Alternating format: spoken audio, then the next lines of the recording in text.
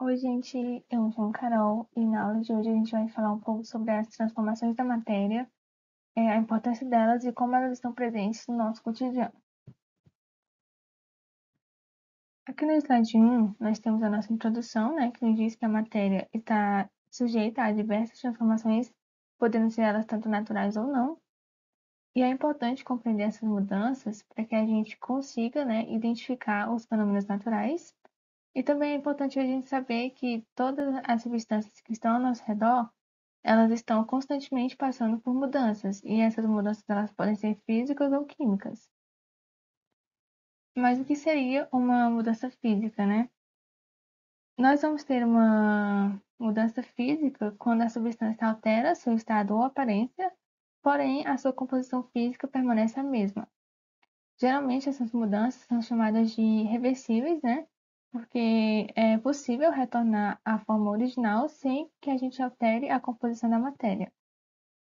Um bom exemplo disso seria aqui o derretimento do gelo, né? Onde a gente tem a água que está no estado sólido passando para o estado líquido.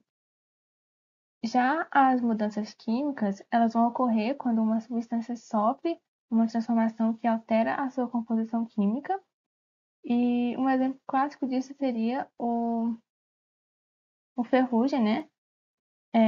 Onde alterou ali a composição química do material, mas é uma transformação irreversível, porque não há como voltar atrás.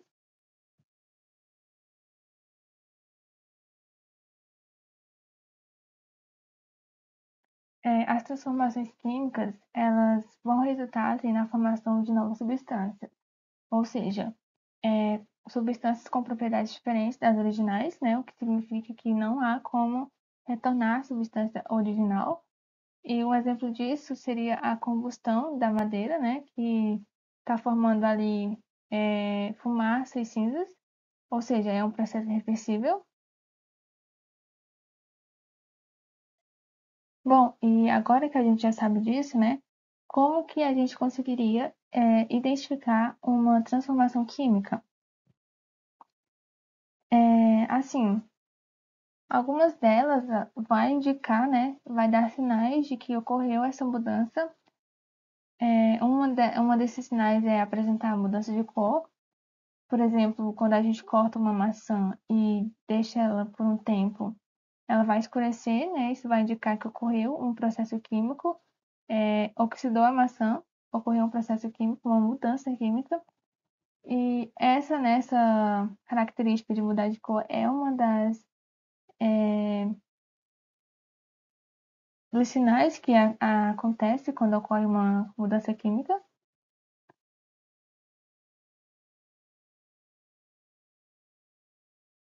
A matéria, ela pode existir em diferentes estados físicos, né? Isso vai depender das condições de temperatura e pressão.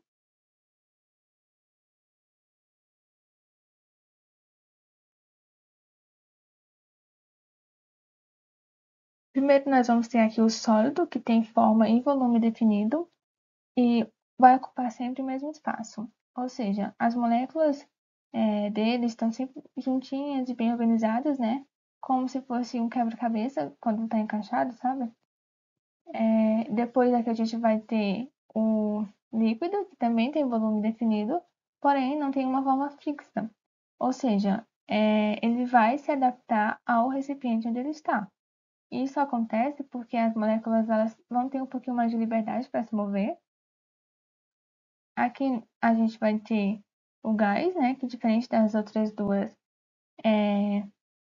não tem um volume definido, o que significa que ele vai ocupar todo o espaço disponível, né, porque as moléculas elas estão muito afastadas, portanto elas se movem mais livremente.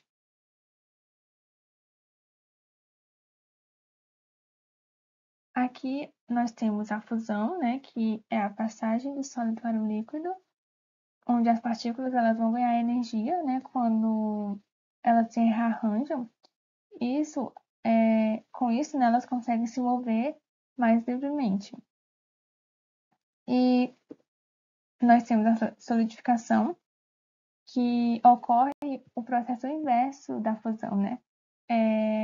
ocorre o congelamento da água, ou seja, as partículas elas vão perder energia e vão se juntar cada vez mais.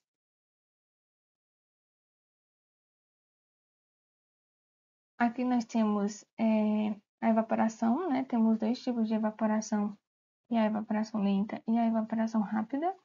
A evaporação lenta é um processo um pouco mais natural, onde o líquido ele vai se transformando em gás lentamente e sem precisar de muito calor para isso. Já a evaporação rápida, que a gente também chama de ebulição, ela acontece quando esquentamos o líquido, formando bolhas. Nesse caso, ela vai, a água ou líquido, né, ela vai evaporar muito mais rápido. E a condensação, ela é o processo inverso à evaporação, que quando uma matéria está no estado gasoso, ela esfria e vira o líquido, né? Aí nessa imagem a gente pode ver que o vapor da água ela se transformou em bolhas, né, em gotinhas. Aqui nós temos a sublimação e a ressublimação. A sublimação ela vai ocorrer quando o sólido vira gás, né? Diretamente sem precisar passar pelo estado líquido. E a ressublimação ela ocorre quando o gás se transforma em sólido, ou seja, acontece quando o vapor de água presente no ar ele vai se transformar diretamente em cristais de gelo.